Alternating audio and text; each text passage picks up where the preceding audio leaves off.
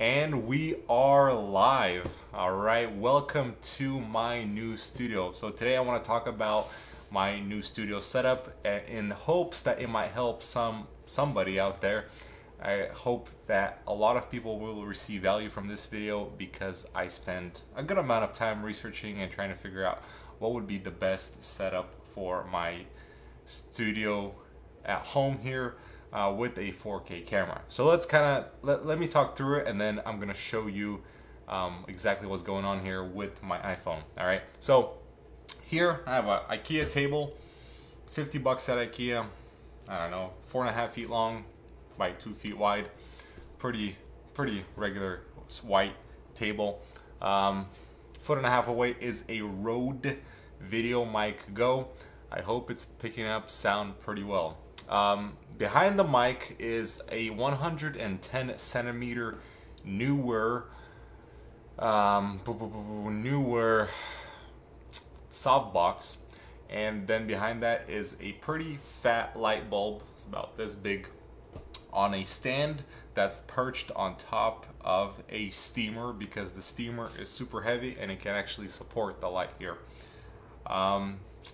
This Rode mic is directly connected to the camera because that's the setup I decided to go with, since I don't like to do post edits and I like to make videos quick, efficient, get them recorded and onto YouTube as quickly as possible. This microphone connected to the camera, which I'm gonna talk about right now, is what allowed me to make these really quick videos without having to post-produce the sound later on and actually edit it into the video later on.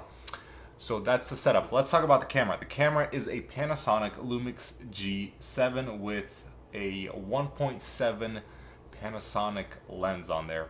So the lens was 150, and then the camera was 350 from eBay, so 450 there for the camera.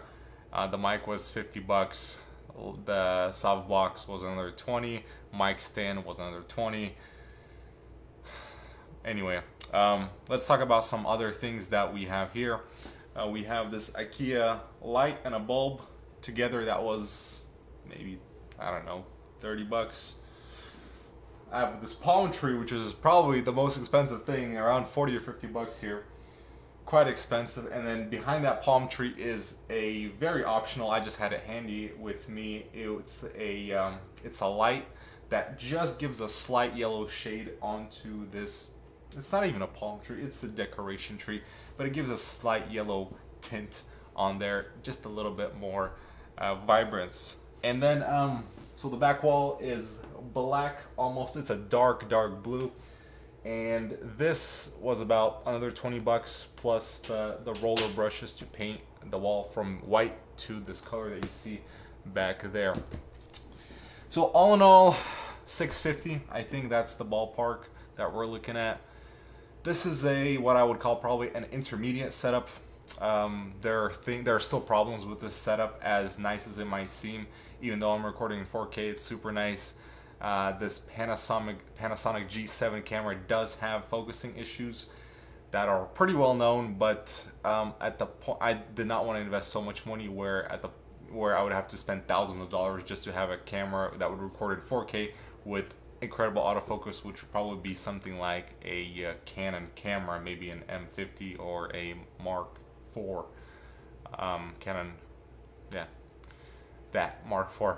So yeah, that would cost a lot more money, and I did not think that was super beneficial for this kind of setup. For $650, $700, I think it's a pretty good setup here. Trying to figure out if I passed over something, but let me show you what it's like on the iPhone here. So we're gonna switch to my iPhone in 3, 2, 1, boom. All right, guys, I just want to let you know before we jump into the iPhone tour segment part of this video that the sound and the video will not be edited in any single way, shape, or form, so that you can hear the raw sound from the Rode VideoMic Go along with the raw video from the Panasonic G7. The Panasonic G7 has a natural picture profile set, so the camera itself does add some color, And that's again for me because I don't want to do post-processing. So this is kind of the final result that you're getting with the camera and the VideoMic Go directly connected into the camera. Obviously, I would recommend doing post-processing for the audio, especially doing things like noise reduction.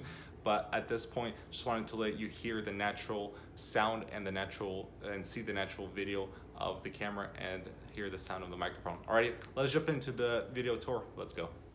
Alrighty, this is how it's looking from the iPhone. As you can see, big softbox, gives a nice light. And then right in front of that softbox is the Rode VideoMic Go on a adapter. I forget the adapter size, but I believe it's 5/8 or in something to a 3/8. I'll have a link. I'll have actually a link for all of these items in the description. That's connected to the microphone stand, and then this VideoMic Go is connected to an extender cable. It's a female to male extender cable that goes all the way down the microphone stand in that nice little bundle, and then goes up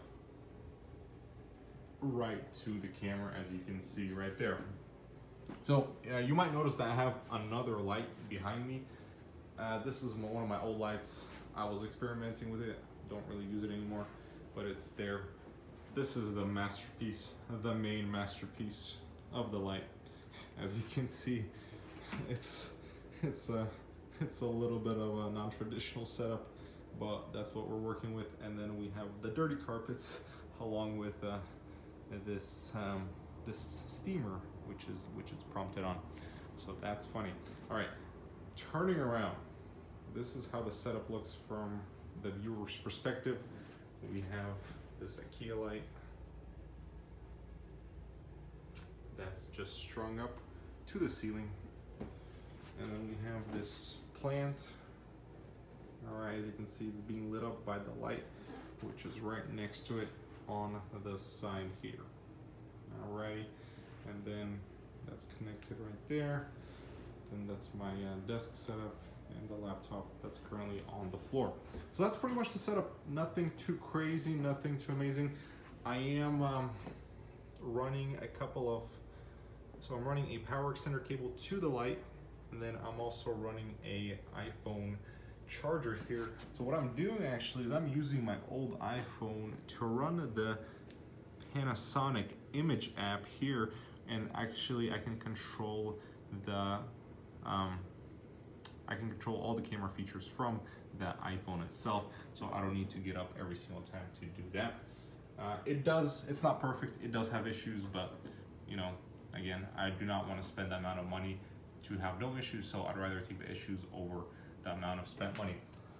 And then camera itself is the Panasonic Lumix G7 with a Hoya ND filter, since this light made so much light that I needed a ND filter to keep it at 1.7 aperture, which would be a nice blurry bokeh background. Okay, that's on a tripod. It's a pretty old tripod, definitely not perfect. And as you can see, the camera is hooked up to this microphone. Again, that goes back over there to the Rode VideoMic Go, which goes directly into the camera, and then that's being controlled all on the phone right now. That's why there's nothing on the screen, but basically that's how the setup looks. The only issue that I would say, well, the couple of issues that the Panasonic has is that one, it's hard to remove the battery and the SD card slot if you're on a tripod, since they are right there. So when it opens up, the door itself kind of does this, so it's hard to take out the SD card and the battery, so you have to take it off the tripod to reach those. And then, I mean, everything else is on the side. Here are some more mounts and adapters. Remote mount, HDMI, and a AV out digital mount right there. So that's pretty much it. The screen also flips out like this. so you can actually see things. But yeah, that is that. Nothing crazy. That's the setup. So I hope this helps you. If you are a YouTuber, I'm hoping it's gonna focus somewhere on me. If you are a YouTuber, this is about a $600 setup that you can do that performs pretty well, especially for 4K video and perhaps even some vlogging. So that's about it. Thank you so much for watching, and I'll be back to regular business content shortly. All right, see you soon.